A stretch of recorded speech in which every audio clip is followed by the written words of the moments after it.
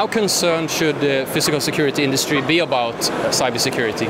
Well, the industry should be concerned, and I think there's a greater trend toward all of us manufacturers testing their products regularly to make sure that they're hardened and not able to be easily hacked because of the stories that we've all read over the past years about security equipment and other types of building automation equipment that have been used to gain access to a company's network. Companies do not accept to have a threat in cybersecurity, and we need to take that responsibility very, very seriously in the development of our technologies moving forward. We've seen the Ukraine was hit last December by state-sponsored malware that shut down the electricity, and that malware is now propagating around the world.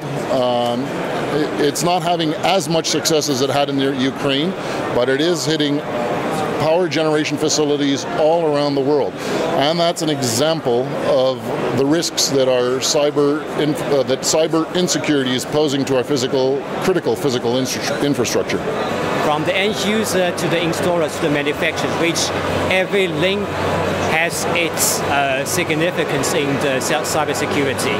For example, as end users, you need to be aware of the cybersecurity, to change the password, and to update the firmware into the most updated versions.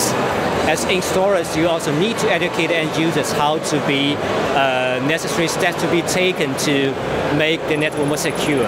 If they just take it seriously, it's a great opportunity. But they have to understand that putting stuff on the network could add dangers if you don't do it properly. So it's very important that you read your hardening guides, you put up right hardening, so no open ports, you have good safe passwords, and where devices are exposed, you should have additional authentication, such as the 802.1x acronym. I hate that word, but that's what you need to do. It could be cumbersome sometimes, but it gives you the same security as you have on your corporate network. One thing that people often forget about cybersecurity is not about encryption. A lot of it has to do with the human factors.